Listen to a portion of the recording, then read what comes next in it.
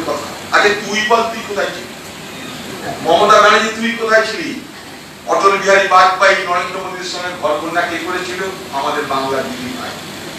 কোথায়? এনডিএ সরকারের তিনি রেলমন্ত্রী ছিলেন। তিনি যখন রেলমন্ত্রী ছিলেন সব করেছেন। পলাশী থেকে ডবল লাইন আটকিয়েছেন। তিনি যখন রেলমন্ত্রী ছিল সব করেছেন। কাটোয়া থেকে ডবল লাইনের ইলেকট্রিফিকেশন আটকিয়েছেন।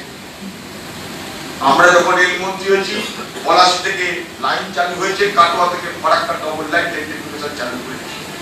কিন্তু মমতা ব্যানার্জি কার সঙ্গে ঘর কন্যা করেছেন ভাই আপনি? অটল বিহারী বাজপেয়ীর সঙ্গে। তখন নরেন্দ্র মোদী কে ছিল? গুজরাটের মুখ্যমন্ত্রী ছিল। কিসের জন্য সে কুখ্যাত হয়েছিল? গোধরা কাণ্ডে 2000 মুসলমানকে খুন করার জন্য সে কুখ্যাত হয়েছিল। সেই সময় সারা পৃথিবীর কোন দেশে নরেন্দ্র মোদীকে ঢুকতে দিত না। সেই সময় মমতা ব্যানার্জি অটল বিহারী বাজপেয়ী সরকারের রেলমন্ত্রী ছিলেন। অটল বিহারী বাজপেয়ী নিজে একবার নরেন্দ্র মোদীর সমালোচনা করে বলেছিলেন, রাজার চোখে হিন্দু মুসলমান ফারাক হয় না, রাজার চোখে সবাই সমান, রাজাকে রাজ ধর্ম পালন করা উচিত। মমতা ব্যানার্জির বিরুদ্ধে কোনো কথা বলা হয়নি। নরেন্দ্র মোদীর বিরুদ্ধে গোধরা কাণ্ডের বিরুদ্ধে দিদিয়া করে প্রতিবাদ করেছে। আজকে নির্বাচন কমিশন হুঁক দিয়েছে ভোট হবে, আপনাকে এখানটার অবস্থান করতে হচ্ছে কলকাতার সাংগপাঙ্গ নিয়ে, কারণ অরিজিনাল ভোট হলে আপনার 12টা বাজবে। কিন্তু এই যে গোধরা কাণ্ডের ঘটনায় আর কি যে 2000 মুসলমানকে কতল করা হলো গুজরাটে, তার বিরুদ্ধে প্রতিবাদ করে আপনি কি একবার ধর্নায় বসেছিলেন দিদি ভাই? আপনি কি একবার প্রতিবাদ করেছিলেন? প্রতিবাদ করে অটল বিহারী সরকারের রেলমন্ত্রীটা আপনি ত্যাগ করেছিলেন, পদত্যাগ করেননি। আপনি জানতে মাতাল তাহলে আপনি কয়লা মন্ত্রী ছিলেন অটল বিহারী বাজপেয়ীর জমানায়, আপনি তো তাকে সম্মান, তাকে আপনি কোন প্রতিবাদ করেননি। আমাদেরকে বিজেপি বলছেন দিদি ভাই, তার আগে আপনাকে আমাদের অনেক প্রশ্ন। দিল্লিতে আরএসএস এর সর্বভারতীয় সম্মেলনে গিয়ে আরএসএস কে আপনি বলছেন আরএসএস স্বাধীনতা সংগ্রামী, তারা দেশপ্রেমিক। আমি বলিনি, আপনি বলেছেন। 1998 সালে এই বহরমপুর শহরে বিজেপি আর তৃণমূলের যৌথ প্রার্থীর নাম কি? কর্নেল সব্যসাচী বাগচি। মনে করে দেখুন, 98 সাল বিজেপি আর তৃণমূলের সম্মিলিত যৌথ প্রার্থী, সমর্থিত না, যৌথ।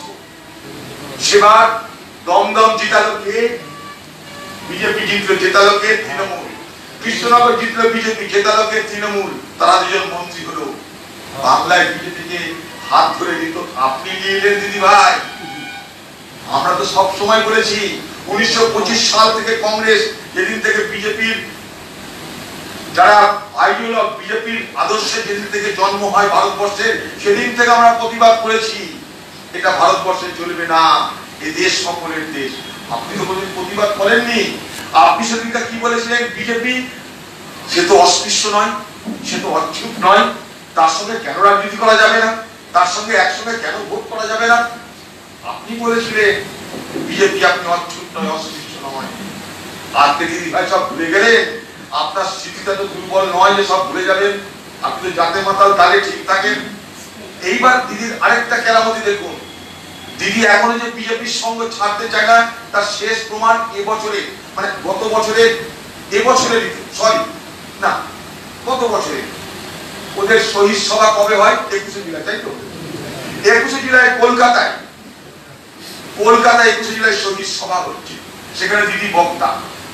দিদি বক্তব্য রাখার আগে কানে কানে ওর চামচা ফিরে থাকে এলো, কানে কানে বলছে, দিদি নাকুদা মসজিদে আজান হচ্ছে, একটু থামুন। যখন তখন থামতে পারবো না, বুঝা গেল? যদি দেখতে চান সবারই কাছে আছে, ভিডিওতে আছে, কোনো অসুবিধা নেই। এক 2 নম্বর, সেই ভাষণে কি বলছে দিদি? বিজেপিতে সবাই খারাপ না, বিজেপি সবাই খারাপ না, আরএসএস সবাই খারাপ না। ভালো কে কে? এলকে আদবানি ভালো, রাজনাথ সিং ভালো, অরুণ জেটলি ভালো, সুষমা স্বরাজ ভালো। খারাপ কে? 2 জন, নরেন্দ্র মোদী, অমিত শাহ। আমার কথা না, দিদি ভাইয়ের কথা, বাংলার দিদি ভাইয়ের কথা। তাহলে কি? বিজেপি 2 প্রকার। কি কি? ভালো বিজেপি, খারাপ বিজেপি। ভালো বিজেপি কারা? ভালো বিজেপি এলকে আদবানি, তার বিরুদ্ধে অভিযোগ বাবরি মসজিদ ধ্বংস করেছে, এখনো বাবরি মসজিদ ধ্বংসের কেসের আসামি। ভালো বিজেপি কে? রাজনাথ সিং, কার আমলে? নারদার সারদা তদন্ত থেমে গেল, দিদির লোকরা জেলে গেল না, ভালো বিজেপিতে হতে যাবে। সারদা তদন্ত থেমে গেল, সিবিআই গল্প থেমে গেল, নারদার মাল দিচ্ছে টিভিতে, তার মধ্যে একটা পালওয়ানা ছিল মাল খাচ্ছে টিভিতে, তার তদন্ত থেমে গেল। তারা দিদির কাছে ভালো বিজেপি। অরুণ জেটলি সুষমা স্বরাজ ভালো বিজেপি। খারাপ বিজেপি কে? নরেন্দ্র মোদী আর অমিত শাহ। তাহলে দিদির কাছে বিজেপি দুই রকম, একটা মিঠা, একটা খাট্টা। এই মুর্শিদাবাদে আমের দেশ। এমন আম গাছ কি দেখেছেন? একটা আম গাছের বাঁ দিকের ফল সব খাট্টা হচ্ছে আর ডান দিকের ফল সব মিঠা হচ্ছে। একটা গাছ আছে কোথায়? দিদির কালীঘাটের বাড়িতে। সেখানে যে আম গাছ আছে, বাঁ দিকের সব ফল খাট্টা, ডান দিকের সব ফল মিঠা। আমরা বলি বিজেপি, তোমার সঙ্গে আমাদের লড়াই রাজনৈতিক আদর্শগত বিচারধারার লড়াই। তোমরা একটা বিষবৃক্ষ, সেই বিষবৃক্ষের সব ফল বিষাক্ত হবে, এটা আমাদের বক্তব্য। দিদির বক্তব্য না না, একদিকে মিষ্টি হবে, একদিকে খাট্টা হবে। যখন আমার পুষাবে তখন মিঠা ফল, যখন এইভাবে না তখন খাট্টা ফল। অর্থাৎ আমার তালে তাল হলে আমি তাল দিব, তালের তাল না হলে আমি বেতাল কথা বলবো। আমরা তো সেটা করতে পারি না, আমরা তো ধান্দাবাজি রাজনীতি করতে পারি না। কংগ্রেস তার জন্য মহাত্মা গান্ধীকে খোয়াল, কংগ্রেস তার জন্য রাজীব গান্ধীকে, ইন্দিরা গান্ধীকে খোয়াল এই রাজনীতি করতে গিয়ে।